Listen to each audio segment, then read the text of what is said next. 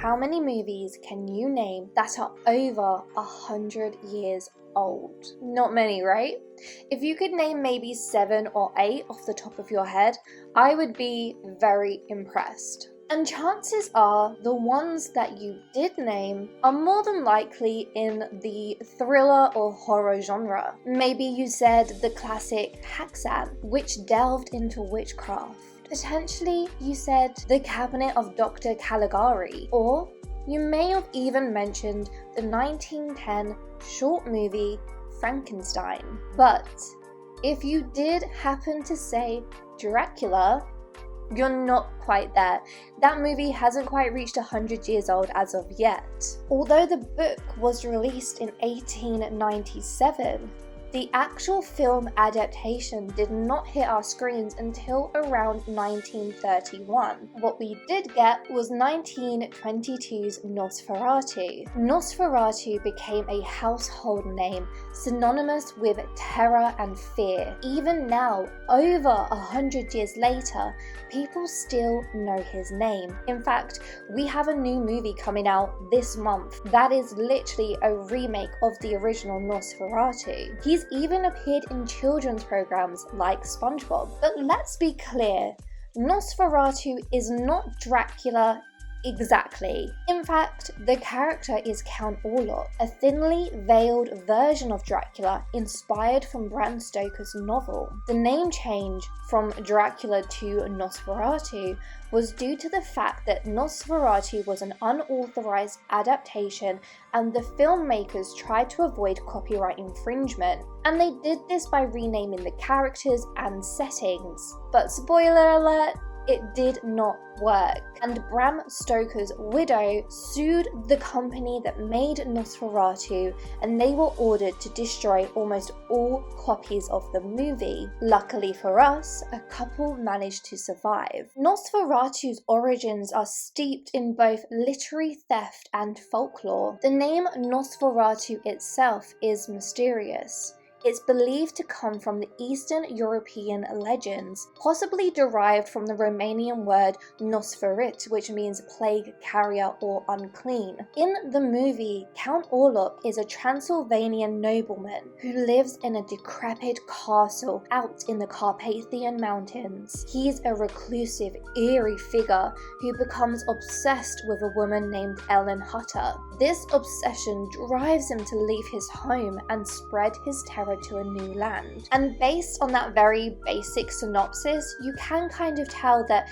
this is a much more simplified version of Dracula. Of course, a lot of credit is given to the director of Nosferatu, Murnau, but an equal amount of recognition is given to Henrik Galeen, who not only helped design and create the ominous sets, but also scripted the movie and was the man who compressed and simplified the story of Dracula, creating the Nosferatu we know today. Funnily enough, swings and roundabouts, although Nosferatu stole a lot of its storyline from the novel Dracula, when it came to Dracula making its motion picture, it stole a lot of the ideas and effects from Nosferatu. Galeen and another man who went by the name of Albin Grue were both very involved in the occult. They had a real-life strong belief in the supernatural and mystical. They openly used this belief system to help mold Nosferatu into the very first truly occult film. You can see from the design of the sets, the use of symbolism, and the props that these two truly brought in what they knew and loved to the movie. This really gave it a charm like no other. And because of this love of the occult, it did result in Count Orlok being a more grotesque looking vampire compared to the over-sexualized, alluring look that Dracula had. As we all know, Count Dracula typically was depicted as a charismatic, aristocratic figure with a sophisticated demeanor. He had a pale complexion, but not one that made him look sickly. He adorned sharp fangs, had black glossy hair that was usually slicked back, and a strong, broad body, making him look empowered and commanding. Dracula also possessed various supernatural abilities, including shape-shifting, and he could shapeshift into things like bats, wolves, and even mist. He was a master of mind control and, of course, was immortal. Dracula also had the quite unique ability to change his victims into vampires if he wished for another bride or companion. And although he did have all of these abilities and powers, he also had a various amount of vulnerabilities, and these would make it a little easier to kill him. He was weak to sunlight, garlic, holy symbols, and wooden stakes through the heart. Whereas Nosferatu is depicted as hideous and rat-like, he is often portrayed as more physically repulsive and less charismatic than Dracula. Count Orlok had long, spindly fingers with rotten, dirty, sharp nails, a haggard appearance that resembled death, and a sickly, pale skin tone. He had razor-sharp teeth and a more thin, frail-looking body. Overall, Nosferatu embodies a more monstrous and less human-like form. And just like Dracula, Nosferatu also had supernatural powers, although his powers are less defined and can vary by adaptation. But we have seen him use things such as shapeshifting, and based on the movies, it seems like Count Orlok likes to transform into wolves, with even the peasants of the land referring to him at one point as a werewolf. He also has the ability to phase through solid objects like walls, and he also seems to be immortal, with his age being unknown. We do see members of the towns recalling century-old tales of a ghoul-like figure, and is invulnerable to all of the diseases he spreads across the land. Nosferatu is also seen to have telekinesis abilities. The ability is strong enough to do things like open and close doors and gates, and also levitate his own body. Nosferatu has similar weaknesses to Dracula, however, not as many, with his main Achilles heel being religious symbols and sunlight, with sunlight actually being the thing that ends up causing his death. Now, if we were to compare both Nosferatu and Dracula in terms of sheer power and influence, I would say Count Dracula would win simply because of his multifaceted abilities, his charm, and his complexity as a character.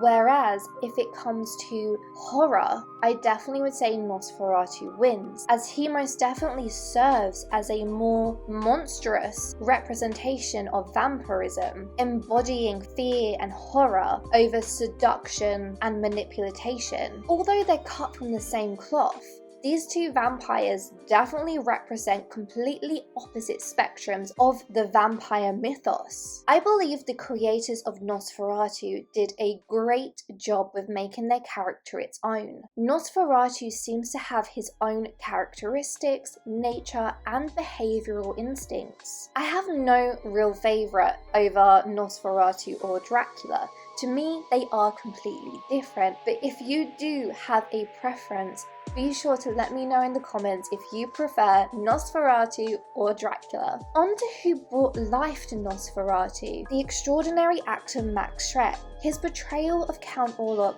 was so amazing that rumours began to spread everywhere that maybe he was not acting at all. What if he was truly a real vampire? Not to mention that Max Schreck, his name, also translated into utmost terror. People also claim to have never seen him around, both before and after the filming of Nosferatu. He was a complete enigma that nobody could trace any signs of living back to. This was such a huge ordeal back in 1922 that it eventually inspired the 2000 film Shadow of the Vampire. And this is the entire synopsis of the movie. It's completely dedicated to this fun and spooky rumour that Max Schreck was a real vampire. We get John Malkovich playing director Murnau, and he is obsessed with making the most authentic vampire movie ever. Murnau ventures out into far-off barren lands in West Europe with hopes to find his perfect vampire, and here